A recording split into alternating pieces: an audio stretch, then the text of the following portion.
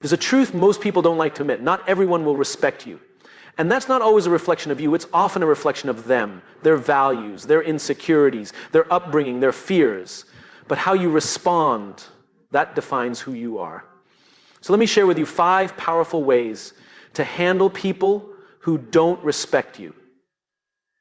When people disrespect you, the most natural instinct is to react. You might feel the urge to defend yourself, to raise your voice, to put them in their place.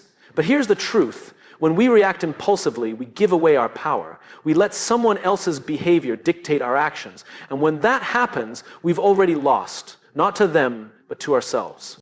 The alternative is harder. It takes more discipline. It requires strength. It demands that you stay grounded in your values. What does that mean?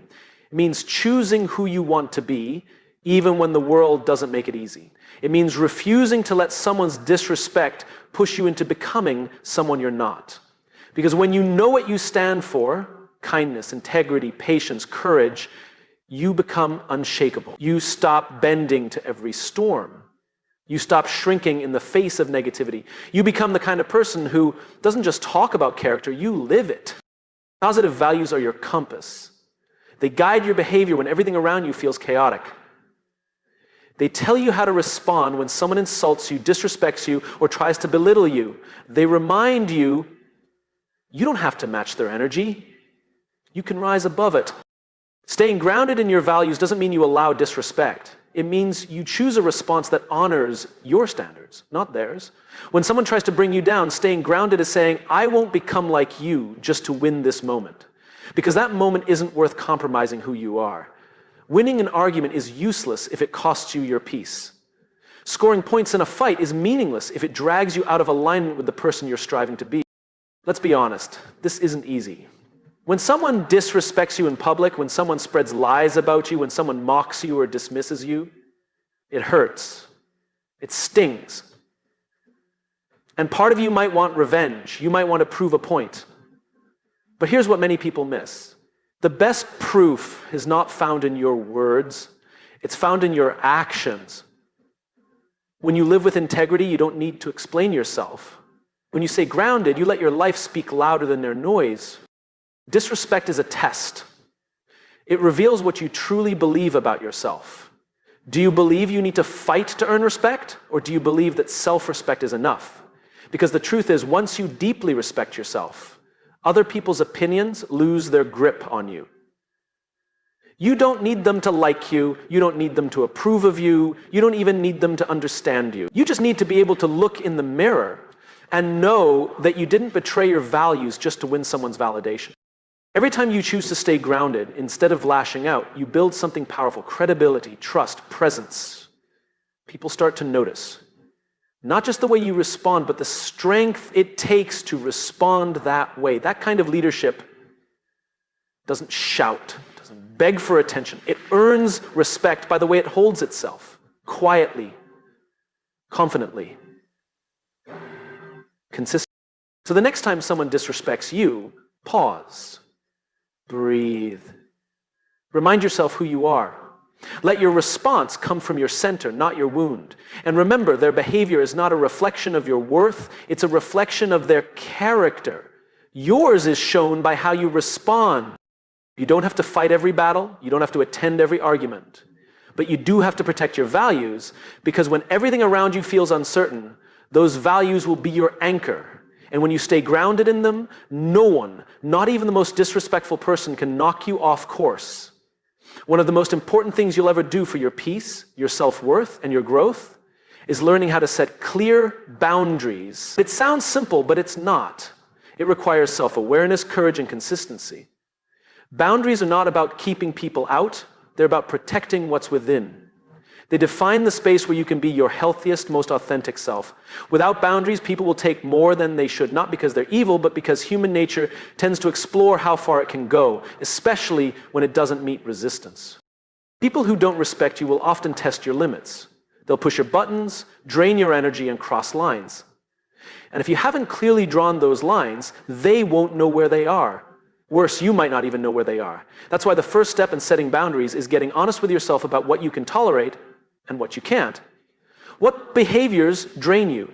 What situations make you feel disrespected, small, or unseen. You don't need to justify the answers, you just need to acknowledge them. Once you know your limits, the next step is to communicate them. This is where most people struggle. We fear being perceived as rude, difficult, or selfish. But setting boundaries isn't about being unkind, it's about being clear.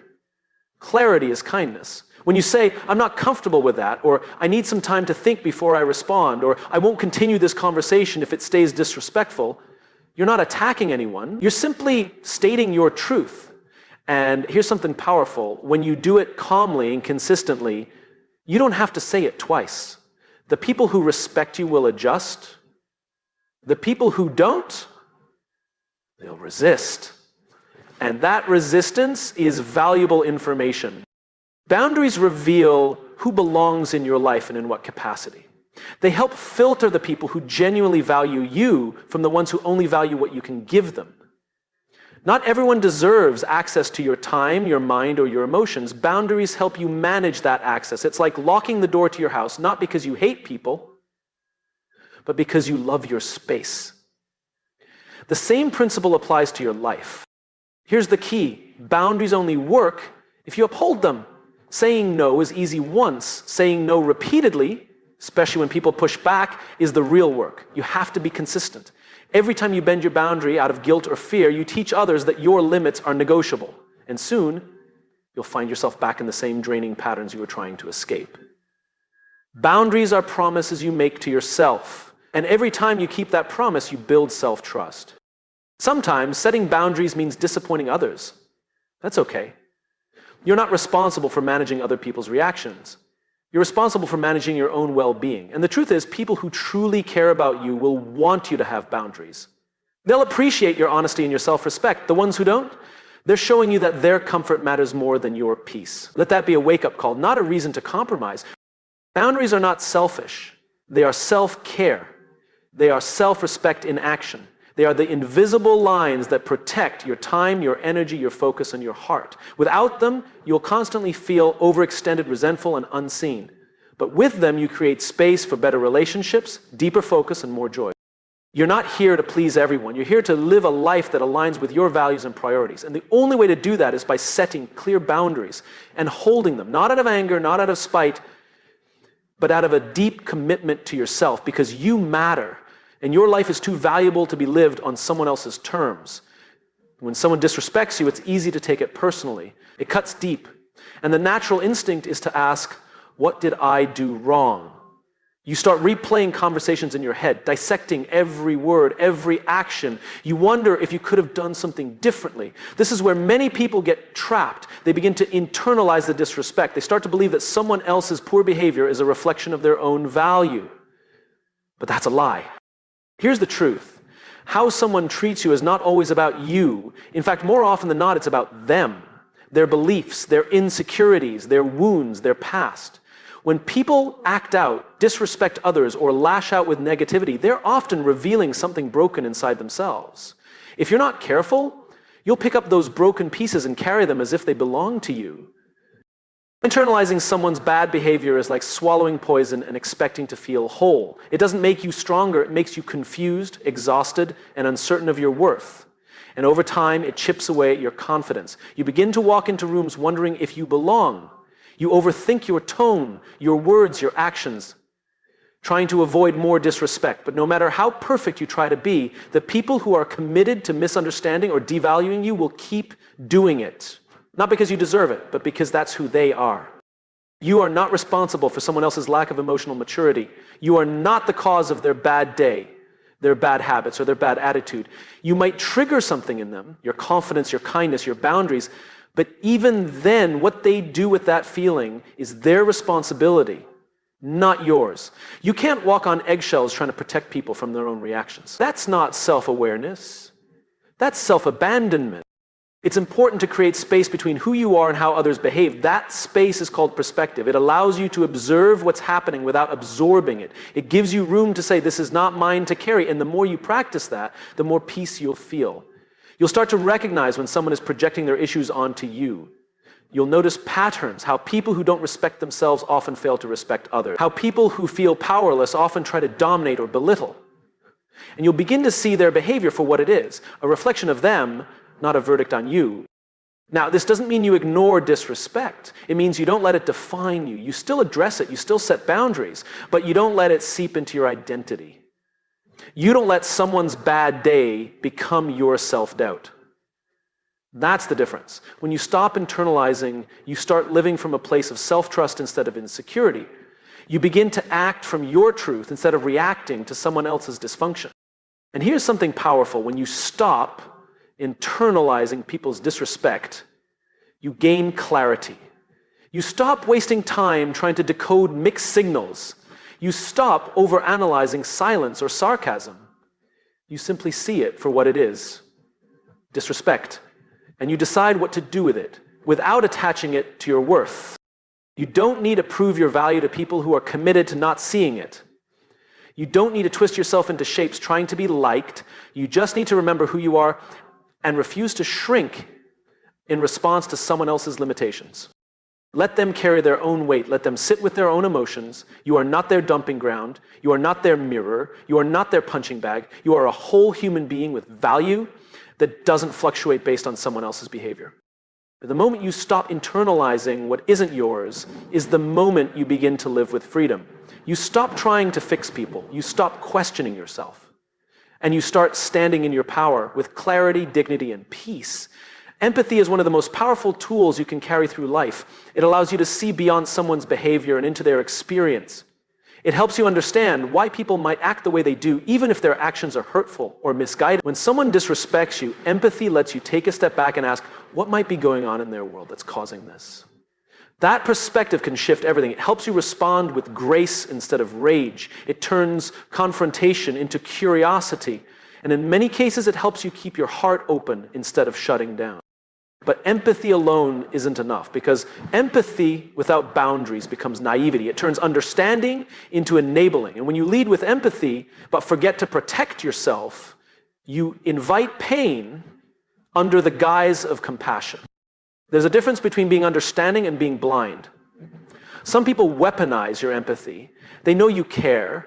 They know you try to see the good in others. And they'll use that against you. They'll test how much you'll tolerate. They'll cross your boundaries and expect forgiveness. They'll behave badly and hide behind excuses. And if you're not careful, you'll keep giving second chances to people who never learned from the first. That's why empathy must be paired with wisdom. You can acknowledge someone's pain without justifying their behavior. You can care about someone's story without allowing them to write over yours. You can say, I see where you're coming from, but that doesn't excuse how you treated me. That's what it means to lead with empathy, but not naivety. It's the ability to understand while still holding people accountable. Empathy doesn't mean making yourself small so others can feel comfortable. It doesn't mean tolerating disrespect just because someone had a difficult past. It doesn't mean absorbing someone's anger or walking on eggshells to avoid triggering them. Those are sacrifices empathy never asked you to make. You can love someone and still walk away. You can care and still choose space. You can understand someone's behavior and still decide it's not acceptable. That's maturity. That's leadership. That's self-respect. And empathy also means being honest with yourself and others. Sometimes we use empathy as a shield to avoid hard decisions. We tell ourselves they didn't mean it, or they're just going through something. And while that may be true, it's not a free pass for repeated harm. You have to pay attention to patterns, not just apologies. You have to listen to behavior, not just backstories. Because someone's pain may explain their actions, but it doesn't erase the impact of those actions on you. When you lead with empathy, you don't write people off quickly, but you don't let them stay in your life unchecked either. You approach situations with compassion, but you also hold to your standards. You give grace, but you don't give endless chances. You recognize that two things can be true at once. Someone can be hurting, and they can also be hurting you. Understanding that duality is what protects your heart without hardening it. You are not weak for feeling deeply. You are not naive for wanting to believe in people, but you are responsible for protecting your peace. That means using empathy wisely. That means being kind, not gullible. That means knowing when to lean in and when to let go. In the end, leading with empathy but not naivety is a form of strength. It means you choose to see people as more than their worst moments, but you also choose not to lose yourself in trying to save them. It means you remain soft but not foolish. Open-hearted but self-aware. It means you lead from love, with clarity, with courage, and with the wisdom to know when enough is enough. Walking away is one of the hardest things you'll ever do, not because you're weak, but because you care. You care about the relationship. You care about being understood. You care about giving people the benefit of the doubt. That's what makes walking away so difficult. But sometimes it's the most powerful choice you can make, not in anger, not in bitterness, but in dignity. When someone disrespects you repeatedly, when they ignore your boundaries, when they show through their actions that they don't value your presence, the most self-respecting thing you can do is remove yourself. Not to punish them, but to protect you. Because your peace, your self-worth, your mental clarity, those things are too valuable to be compromised by someone who doesn't appreciate them. There's a misconception that walking away is giving up, but in truth it's the opposite. It's giving up trying to change someone who has no intention of growing. It's giving up sacrificing yourself in the name of loyalty. It's giving up the idea that you must tolerate disrespect in order to be the bigger person. Walking away is not quitting, it's choosing. Choosing peace over chaos, clarity over confusion, self-respect over constant explanation. But here's what matters just as much as the decision to walk away. How you do it, you don't need to slam the door. You don't need to broadcast your exit or make a dramatic scene. Dignity is quiet. It doesn't yell.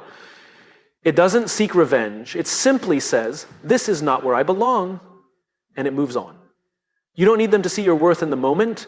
Sometimes they won't see it until long after you've gone, and even then, that's not your responsibility. Your responsibility is to honor yourself enough to stop chasing closure from people who are committed to misunderstanding you.